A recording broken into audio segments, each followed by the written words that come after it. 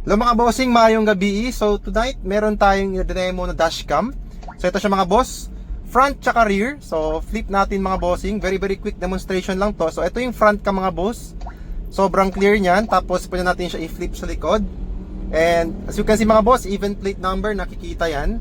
Tapos ang maganda dito mga bossing, with Wi-Fi, meron na siyang Wi-Fi, 4K resolution, 1080p sa likod, HD na yan mga bossing kahit gabi. And the good thing about this mga bossing, na-adjust po siya. Ganyan. Tapos mga bossing, recording po front and rear at the same time, all the time.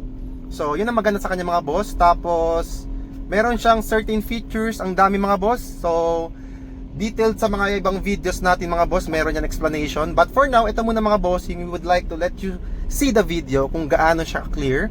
It also has microphone recording mga boss. So while you're inside the car, nagre-record din po yung audio. By the way mga bossing, we are right now sa Pagadian City. Paakyat tayo ng Rotonda.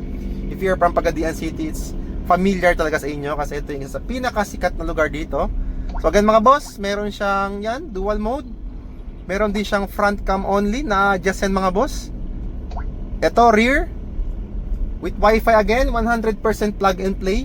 Papa brand new or old car, pwede ito mga bossing as long as may center mirror.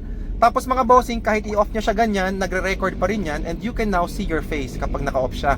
Tap lang, record na naman siya ulit mga boss. But I mean, makikita niyo na yung screen ulit. Still recording mga boss kahit naka-off po yung screen.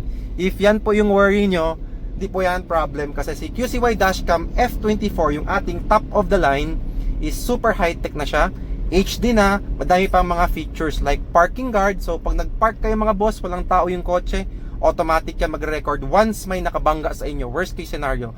So again mga bossing, we are here at Pagadian City. We have our shops sa Zamboanga, Pagadian, and Cagayan de Oro, our soon to open. So yun ang mga bossing, thank you for watching this video. Peace!